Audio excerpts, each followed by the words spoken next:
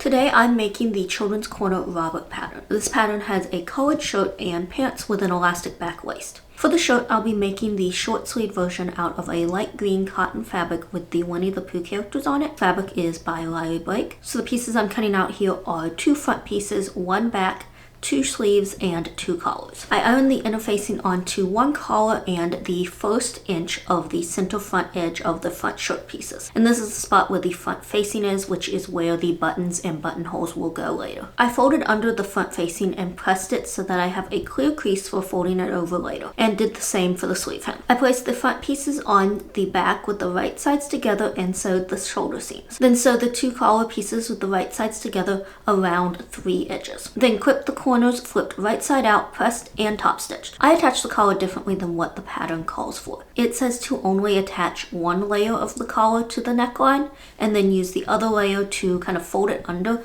and cover up the seam. And granted, this is how men's collared shirts are made, but they're also a lot bigger and have a collar stand, so it's just kind of different, and trying to replicate that in this size is a little more fiddly. So instead, I pinned both layers of the collar to the right side of the shirt at the neckline, trying to center it as best I could. Then folded the facing over to the right side of the shirt at the pressed edge, and sewed it all in place. After that, I serged the seam and flipped the front facing over to the wrong side of the shirt. Next, I top stitched up the front facing around the neckline to sew down that serged seam, and back down the other front facing. Now I'm sewing the front to the back at the side seams and folding the sleeves in half and sewing those with the right sides together at the underarm seam. Then I turned up and hemmed the bottom of the shirt and the sleeves. I pinned the sleeve into the arm side using a running stitch to ease it into place, then sewed the seam. I sewed the buttonholes onto the left front edge and hand sewed the buttons onto the opposite side. And because this is more of a casual look, I tried to place that first button a little lower so that it's not like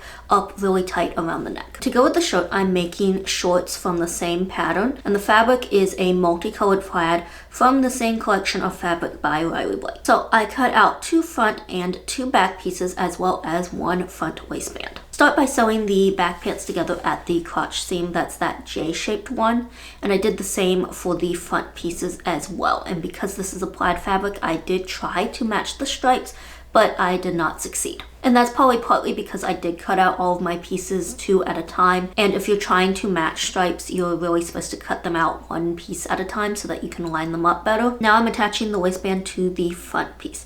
Now the back doesn't have an added waistband because it's built in. That's why it's taller than the front. Place the front and back pieces right sides together and sew along the side seams as well as the inner leg seam. Next, I fold down and sew the back waistband, but only the back. The front is left open for now. Then I sew a second line along the waistband to create 2 channels for the elastic, and this is because I didn't have any elastic tall enough to fit the whole waistband. So instead, I'm taking 2 pieces and cutting them to the length that's called for, and then threading 1 through each channel. I pin the ends of the elastic on either end of the waistband, and go ahead and pin the front waistband down. Now I'm sewing over one end of the elastic, turning the piece, sewing across the front waistband, and turning it again to sew over the other end of the elastic. And lastly, I hem the pant legs. And here it is. It turned out to be such a cute little set, and it is part of a Winnie the Pooh themed baby gift that I did, which I have a video doing kind of an overview of all of the things that I included in that,